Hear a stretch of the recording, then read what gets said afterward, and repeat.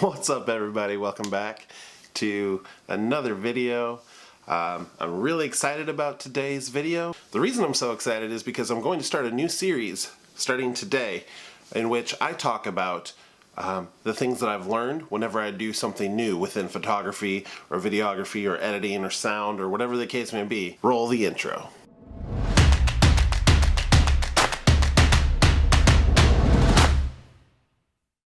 What's up, everybody? Dan here, and today we're going to talk about the experience I had this last weekend in which I helped my buddy Martin with a PSA commercial video that he did for mental health awareness. The purpose of this series is to treat it like it's a study group. You know, we all get together after we've been through class and we share notes and we work on homework together, and that's kind of the idea, but only in video form. So I'm hoping that this is something that you guys like, and at the end of this, if you do, go ahead and give it a thumbs up and hit that subscribe button, and hopefully we join ourselves a little bit of a study group. So the project that I worked on was to help my friend Martin shoot a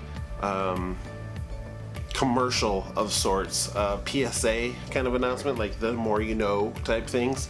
And the topic was mental health awareness. So I didn't know anything going into the shoot. I knew that he asked me to be his director of photography. So I brought my camera to shoot and to help him kind of visualize his dream of getting this thing put together. And I knew that he had an actress. And so we talked about it a couple times. We went in and we shot the video. Number one, have a plan before going to the day of the shoot and have an idea of what you want. And I broke that down into a couple different spots. The first thing is, I feel like you should have a shot list. For those of you who don't know what a shot list is, you basically write a list of these are the images I need, these are the shots that I need in order to put my project together. So you want to say, hey, I need this establishing shot of the location I'm in. I need a closer image shot of the building that this whole thing takes place in. I might need you know, over the shoulder shot of this person who's walking down a path. Any number, whatever the things that you think that you need as the person who's trying to put that video together, you write that list down, and that helps you keep you organized when you're out shooting, so that you keep track of the footage that you've got and what you still need to get. Number two is to have a storyboard together if needed. Maybe you're just shooting it yourself and you're just trying to get out the idea of what you want, so that, hey, I was thinking about this at 3 in the morning. What kind of shot was that again? Oh, well, you've storyboarded it out. So you've drawn the boxes and put the little pictures, whether it's stick figures or whatever, of the image that you're trying to get with those shots, and that'll help you remember that. And the second reason that's helpful is if you have a crew of some kind, maybe like in this particular instance when I was just going to be the camera guy, the photographer for my friend as he was directing his piece, it'll help you be able to describe what you need both from your crew and also from your actors. So the people that are behind the scenes that are trying to do all the technical things that you need in order to make that project happen, and also so that the people that are in front of the camera know what it is that you want from them. One quick little tip that I've came up with while I was sitting there, I've used this app in the before, and this isn't any type of promotion, it's just there are many apps that are out there like it, but I prefer the Trello app. And what that app is basically a to-do list type app where you can create different columns, and then in that first column say, here's my shot list, here's the different shots that I need, and you can have that this is what I need, and then you can set up a second column that says complete. So then as you have it on your phone, you can just go, okay, here's my phone, I'm going to go boop, doop, done, and then I can move on to the next shot. And it helps me keep organized, and I think going forward, anytime I have planned shoots that aren't run and gun, I'm going to use that. So I'll try and put a link down below to what I'm talking about.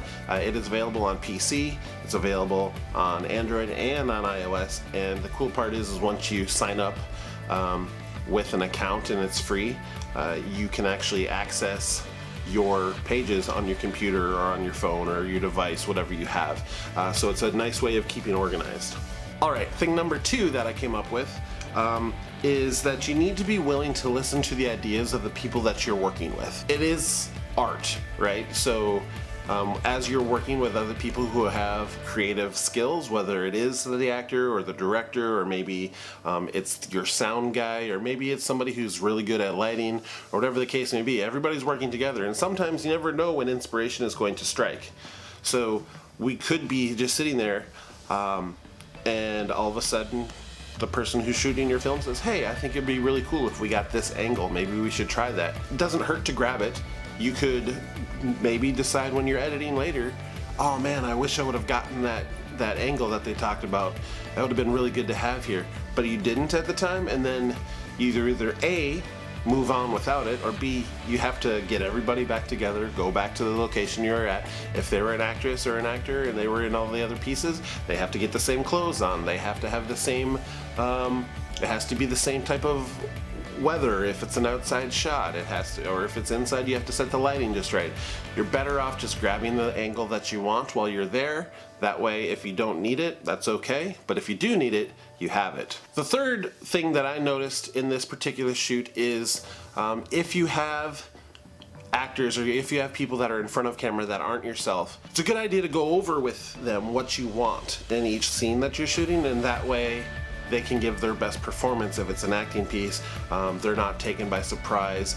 And while we didn't really have that problem with this particular shoot, when I was sitting down to just think about how I would do things, were I in Martin's position, that was just one of the things that came up. All right, and those are the 3 things that I thought of after sitting down and doing this exercise.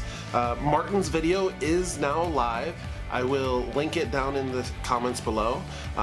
You should go ahead and give him a follow. He's a great kid. He is really smart. He has a great artistic vision, and I predict great things from him in the future. He also has a YouTube channel in which he's trying to get more artistic pieces out there, stuff that isn't, you know, me talking to you about the burrito I just got or whatever. So you should definitely check him out. I'll put it in the comments. I'll put it in the description below. All right, guys, that's gonna do it for this week. Thank you very much for watching. I hope you enjoyed this series. If you did, please give it a thumbs up.